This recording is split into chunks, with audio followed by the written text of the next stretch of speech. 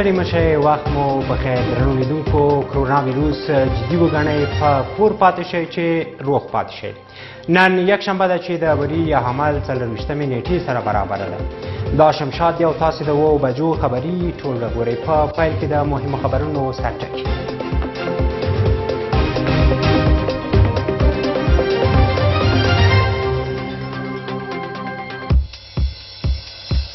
د کرونا پر ضد مبارزه له لومړیتوبونو ده افغان حکومت د خپلې بودیجې ډېره برخه همدې لور ته ځانګړې کوي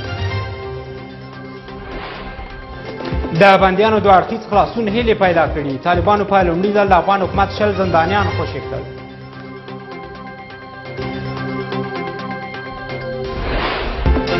درې میاشتو کې دویم برید امنیتي مسؤلین وایي د پکتیا زندان د ماتولو هڅه ناکامه وه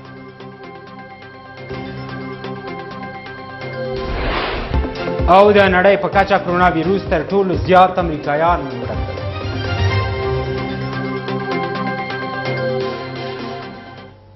ښه راغلاست او اوس هم پوره خبرونه طالبانو د افغان حکومت 60 زندانیان خوشي کړل د طالبانو له لوري آزاد شوي زندانیان سره صلیب ته په کندهار کې سپارل شوي افغان حکومت تر اوسه په دریو پړاوونو کې د طالبانو 300 زندانیان خوشي کړي دي باور دا دی چې د بندیانو د اړخیز خلاصون د پیچلي وضعیت غوټه خلاصولی شي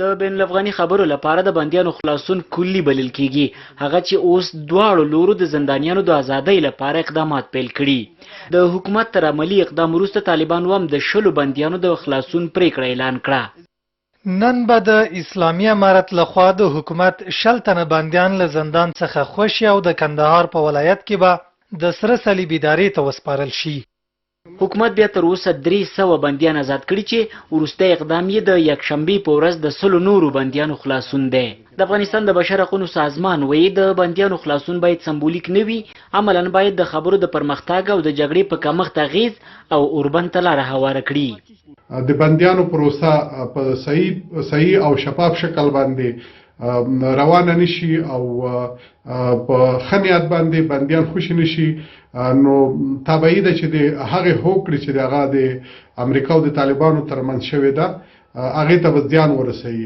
ویل کېږي تر اوسه چې حکومت کوم بندیان خوشي کړي دي د هغو 15000 کسانو د لیست له ډلې دي چې له امریکایانو سره په دوحه کې پرې هوکړه شوې ده د طالبان لخوا د وړاندیز شوي میکانیزم له مخې د طالب بندیانو نه خوشي کول شاید د بین الافغاني مذاکراتو مخې ته ډیر خنډونه راولاړ نه کړي ځکه هغه بندیان چې په دې تیرو څو ورځو کې خوشي شوي دي هغه د هغه لیست مطابق دي چې کوم چې طالبان امریکایانو ته په قطر کې سپارل شوی د امریکا د هوکړې له مخې حکومت باید 15000 طالب بندیان خوشي کړي او د حکومت په زندانونو کې لږ تر لږه 15000 طالب بندیان دي طالبانو بیا ویلي چې دوی د 15000 په بدل کې 1000 تنه حکومتي کسان خوشي کوي خو کره معلومات نشته چې له طالبانو سره څومره کسان بندیان دي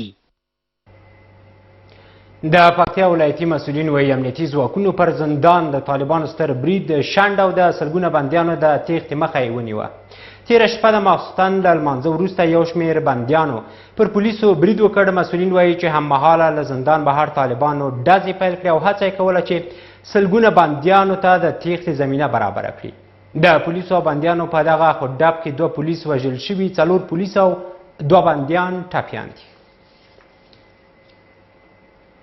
د ماسخوتن له لمانځه وروسته شاوخوا 8 بجې دلته پکتیا زندان کې یو شمېر بندیانو له پولیسو سره خودډب پیل کړ د زندان مدیر وایي چې بندیانو د ناروغ درلودلو په پلمه په پولیسو دروازه پرانیسته وروسته یې پرې برید وکړ د مریضي په بهانه دغه وخت کې دوی هجوم راوړي په دروازه باندې چې د دروازه پیرهدارو ته خلاصوي دغه 15 نفره چې د دروازې شاته دي په دوی باندې هجوم راوړي د ټول والو ټکول کېږي دوی له خوانه پنجرې الوزي یوسف سردار وایي چې د بندیانو له راوتو سره یو شمېر وسلوالو له بهره پر زندان ډزې پیل کړې او هڅه دا وه چې سلګونه بندیانو ته د تیښتې زمینه برابره کړي د دغه خودډب له کبله 2 پولیس وژل شوي 4 پولیس او 2 زندانیان ټپیان دي باندې له خوانه هم دښمن هغه درلوده انداختونه درلوده په موږ باندې په برجو باندې چې هلته یو سرباز هم په برج کې شهید شوی ده. ولایت مقام وایي چې طالبانو د زندان په دننه او بهر د ستر برید پلان نیولی و چې له مخې یې سلګونه بندیان خوشي کړي، خو امنیتي ځواکونو یې مخه ونیوه. چاودیدونکي توکي چې محبس ته نږدې ځای په ځای شوي وو، د دغه مسایلو ته که وګورو د دې کړۍ بیرون سره یو پلان شده کار بریښي. د په تیرو 3 میاشتو کې دویم ځل دی چې بندیان د پکتیا له زندانه د تېښتې هڅه کوي. 3 میاشتې وړاندې 7 بندیان چې 6 یې طالبان و له دغه زندانه وتښتېدل. حکمت نیازی، شمشاد تلویزیون، پکتیا. کرونا سره مبارزه حکومت ته لومړیتوب لري او ډیره برخه بودیجه به ورته ځانګړې کړي. ارګ وایي د افغانستان بودیجه د بیاکتنې او تعدیل په حال کې ده او هغه برخه چې ډیره اړتیا ورته نه لیدل کېږي کرونا سره مبارزې ته به ځانګړې شي. د عامه روغتیا وزارت بیا وایي د ټول هیواد په کچه د کرونا ناروغانو لپاره د 100,000 بسترونو پر برابرولو کار پیل شوی چې 15,000 به کابل کې وي. د عامه روغتیا وزیر او د ولسمشر ځانګړی سلاکار او د کرونا په برخه کې د عامه پوهاوي مشر وحید عمر د ولسي جرګې د عامه روغتیا کمیسیون ورغوښتي وو. وکیلانو ته د معلوماتو د ورکړې پر مهال چارواکو وویل حکومت کرونا سره د مبارزې لپاره جدي هوډ لري او د افغانستان ټوله بودیجه تر غور لاندې ده چې د غیر ضروري برخو پیسې هم له کرونا سره د مبارزې لپاره ځانګړې کړي. وحید عمر وایي په تیرو 3 اونیو کې له کرونا سره د مبارزې په برخه کې شاوخوا 3 میلیارد افغانۍ لګښت کړی.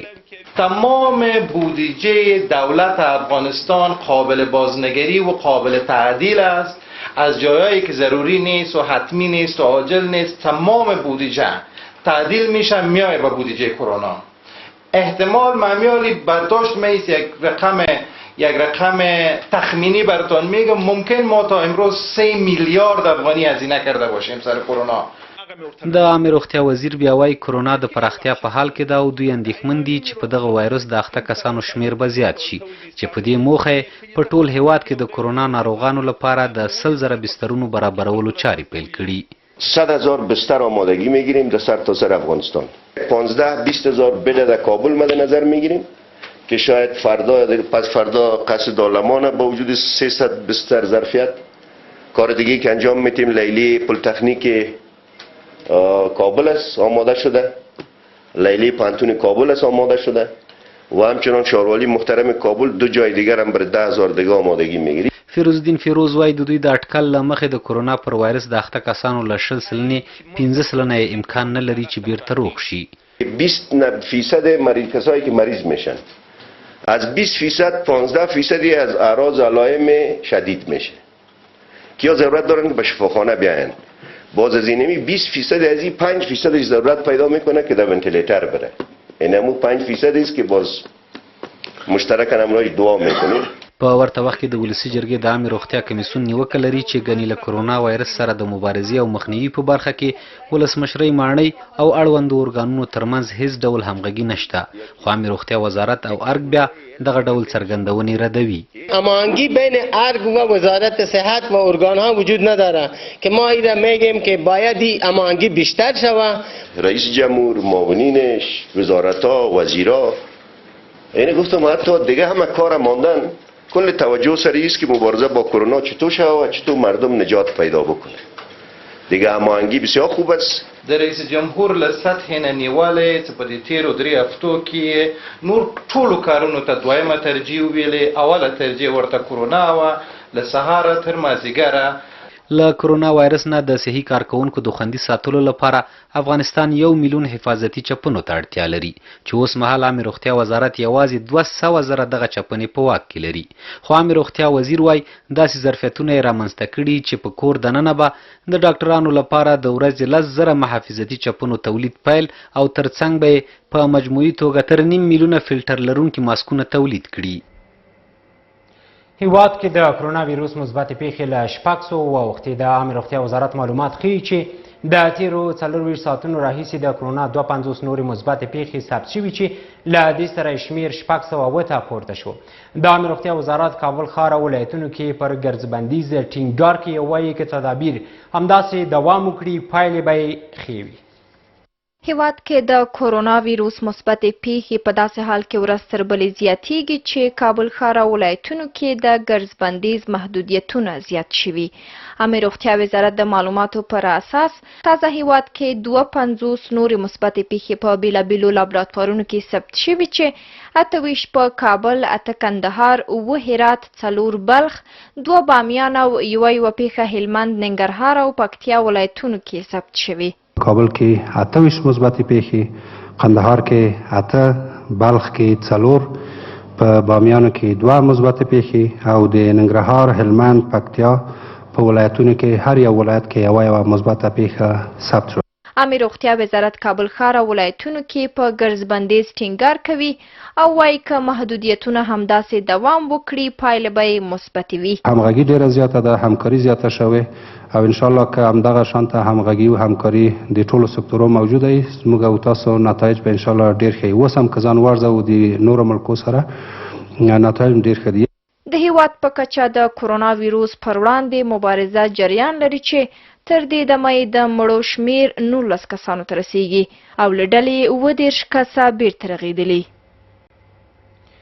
د تېرې شپې له 12 بجو راهیسې د کابل ټولې دروازې د تګ راتګ لپاره د خلکو پر مخ تړل شوي. په دروازو کې سلګونه کسان او موټرونه په تمه دي چې کابل ته دننه او یا بیرون شي، خو د پولیسو له جدي غبرګون سره مخ دي. کورنیو چارو وزارت وایي یوازې هغو کسانو ته اجازه ورکوي چې جدي ناروغان وي یا نظامي او یا هم امنیتي دندې ولري. د کرونا وایروس زیاتو مثبتو پیښو څخه وروسته کورنیو چارو وزارت په کابل ښار کې د خلکو پر تګ او راتګ محدودیتونه زیات کړ چې تازه یې تېره شپه د کابل 4 وړه دروازې د خلکو پر مخ وتړلې. ختیځه دروازه کې بیا سلګونه کسان له خپلو موټرو سره یو ځای بند پاتې دي او په تمه دي چې تللو اجازه به ورکړل شي. په دروازو کې بند کسان بیا له کورنیو چارو وزارت غواړي چې د تګ او راتګ اجازه دې ورکړل شي.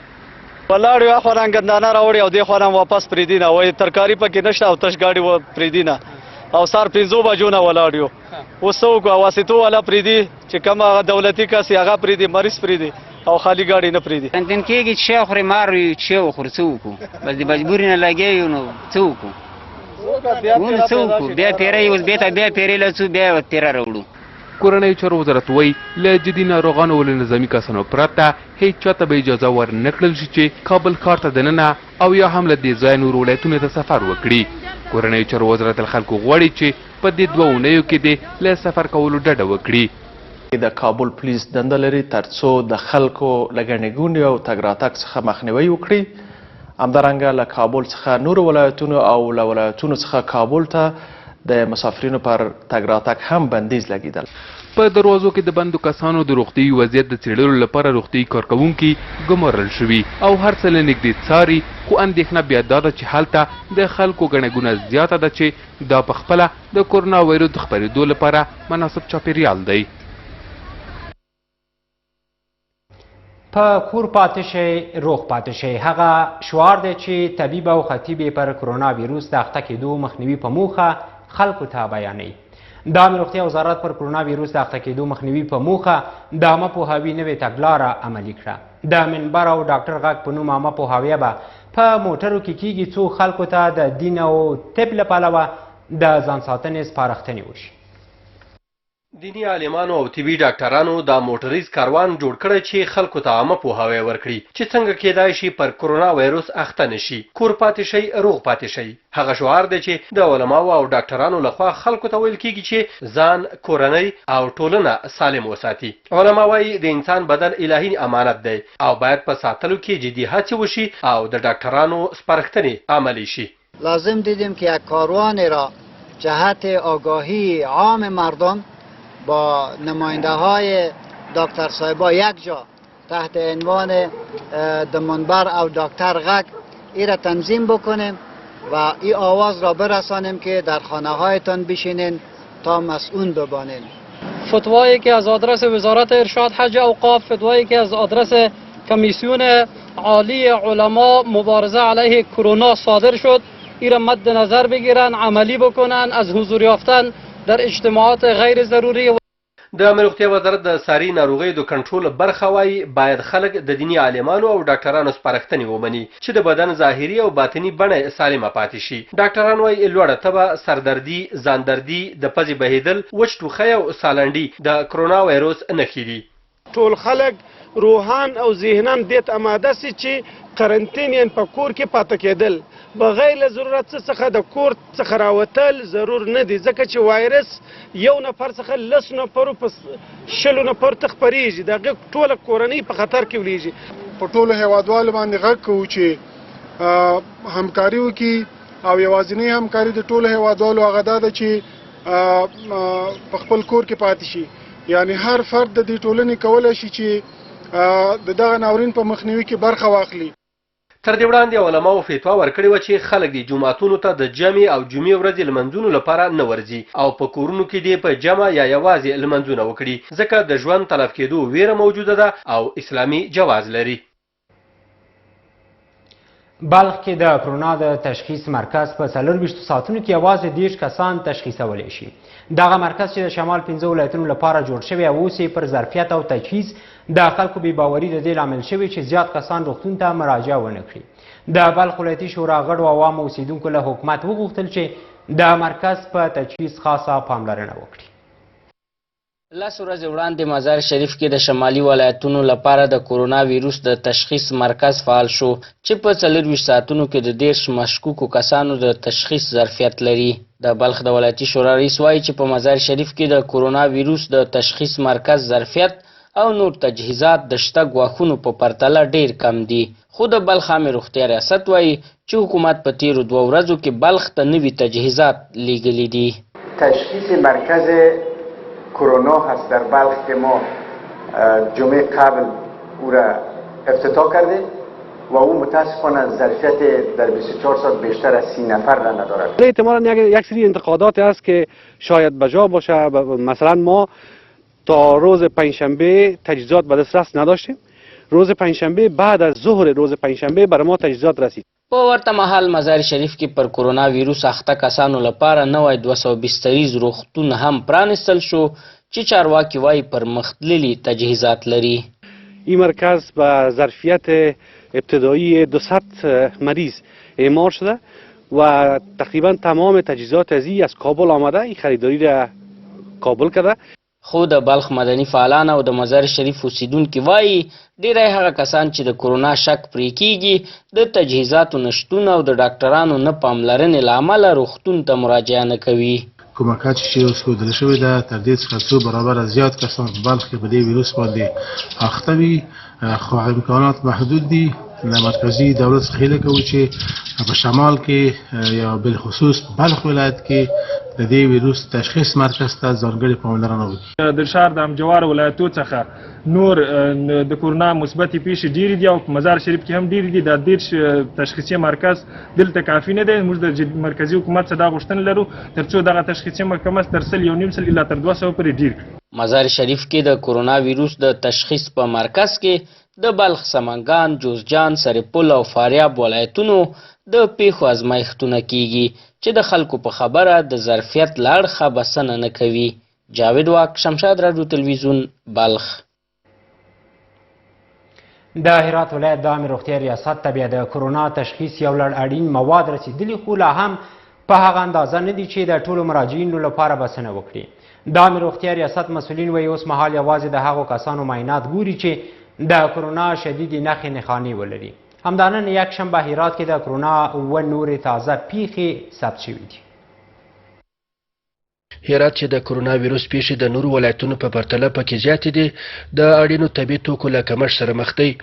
دې ولایت ته د کرونا تشخیص 700 کیټونه را رسېدلي، خو چارواکي وایي په هغه اندازه نه دي چې وکولی شي د ټولو شکمنو معایناتو بسنه وکړي. خوشبختانه در حدود 700 تا 750 نمونه سمپلگیری برای ما ارسال شده که تحویل گرفتیم و اگر به اون شکل شدیدی که خواسته باشیم ما تمام اوقات سمپل بگیریم خواهی برای ما قادر به صرف نیه در کشور. امیر نژاد وایي اوس مهال د هرات په لابراتوارونو کې یوازې دغه کسانو معاینات کوي چې د کرونا شدید اعراض او علایم ولري. د عامې روغتیا ریاست مسؤلین وایي راتلونکو څو ورځو کې به یوه اندازه زیات طبي اړین توکي راورسیږي چې د موادو کمښت ستونزه به تر یوه بریده حل شي. دلیلی که چرا مثلا ولایت هرات یا در مجموع افغانستان واقعات از این نسبت به دیگر کشورها واقعات از بسیار کمتره، این که ما در قسمت تشخیص در قسمت امکانات یک مقدار کمتر داریم. حالا در دیگر کشورها ممکنه در یک روز 1000-2000 تست در انجام بده. د ښار ترڅنګ ولسوالیو کې هم ویره ده چې هلته هم ښایي ډیری کسان په دغه ویروس ککړ وي. عامې روغتیا ریاست مسؤلین وایي د موادو په رسېدو سره به ولسوالیو کې ګرځنده ټیمونه فعاله کړي چې د شکمنو کسانو سمپلونه ترلاسه او معاینه کړي. فعلا در سطح ولایت هرات 5 تیم سیار داریم که فعلا خانه به خانه و جایی که به اساس تماسی که مردم عزیز ما به بخش کال سنتر ریاست صحت‌عامه میگیرن و در صورتی که مشکوک باشن، اعراض و علائم داشته باشن، اینا میرن سمپل گیریشان انجام میشه و بر اساس همون سیستمی که تنظیم شده برای بخش لابراتوار داده میشه و عملا تحت آزمایش و پروسس قرار میگیره. روغتیا پالان ټینګار کوي چې د کرونا ویروس یوازینی درملنه کور کې پاتې کېدل او د دوی سپارښتنې عملي کول دي. دغه ویروس ځکه خطرناک ګڼل کېږي چې په چټکۍ سره له یوه انسان څخه بل انسان ته د تماس له لارې انتقالیږي.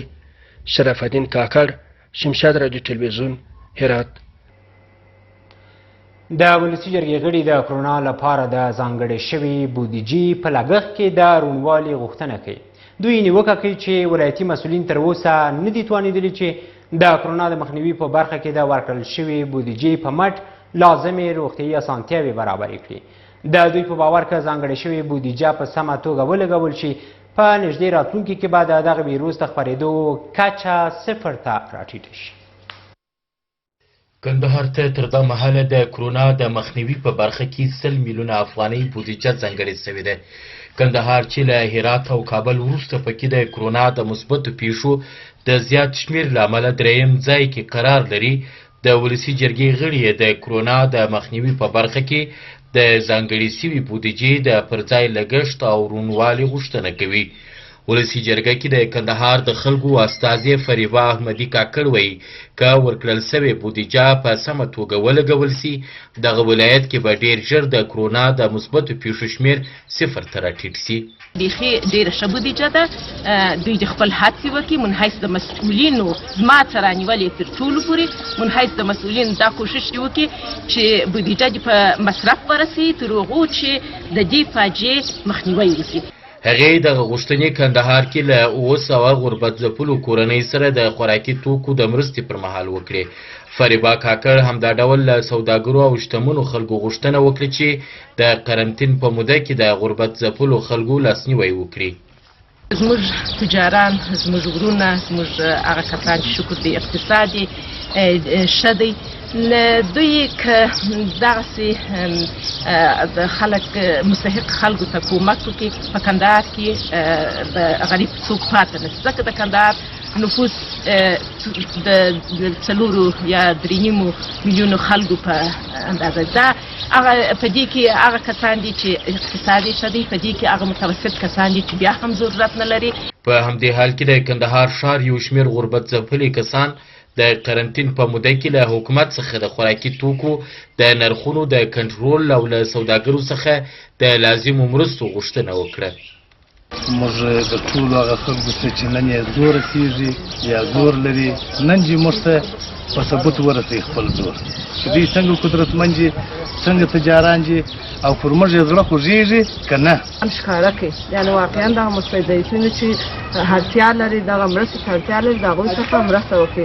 نو ګریباجان دا نه چې یوازې نن همیشه د هر وخت د خوارو غریبو مسکینو سره په هر حالات کې اوږه په اوږه ولاړ دی.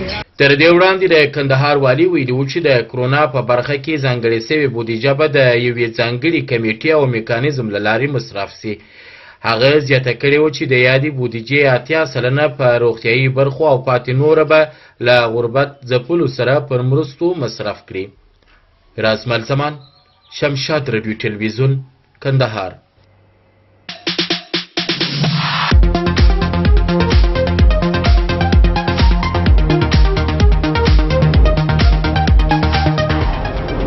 او د سپورت له نړۍ به مو سمیع الله پام خبر کړي. د کرونا وایرس له کبله د افغانستان د کورني کرکټ دوه مهم ټورنمنټونه لغوه شوي. د کورني کرکټ د مهالویش له مخې ټاکل شوي و چې د تیرې مارچ میاشتې په دویمه اونۍ کې د اتو لوبډلو ترمنځ په خوست لوبغالي ګریډ 1 لوبې شوې وې، خو دا لوبې ترسره نه شوې. همدارنګه د دې میاشتې په پیل کې د 14 کلنو لوبغاړو د ځنونو په کچه لوبې هم تنظیم شوې چې د کرونا وبا له کبله ونه شوې. د کورني کرکټ د تقسیم اوقات له مخې په روژې میاشت کې کوم ټورنمنټ نشته او د کوچني اختر پسې سمدستي د فرست کلاس تمریناتي کمپ پیلېږي. د سکاټلند کرکټ ملي لوبډلې پخوانی لوبډل مشر مجید حق د کرونا وایرس څخه جوړ شوی خو کورنۍ پرې اخته ده. مجید حق په روغتون کې 12 ورځې په عاجل واټ کې و چې اوس یې روغتیا ښه شوې، خو د هغه پلار ریاض الحق له دې ناروغۍ رنځېږي او روغتون کې پروت دی. په نړیوال کرکټ لوبغاړو کې مجید حق لومړنی لوبغاړی و چې په کرونا ناروغۍ اخته شو، په داسې حال کې چې د فوټبال او یو شمېر نورو مهمو لوبو ګڼ لوبغاړي په کرونا اخته شوي. مجید حق لیکلي دی وتوانېدی چې وژونکي کرونا ناروغۍ ته ماته ورکړي. د سیمې او نړۍ مهم خبرونه هم شته، خو تر لږ ځنډ وروسته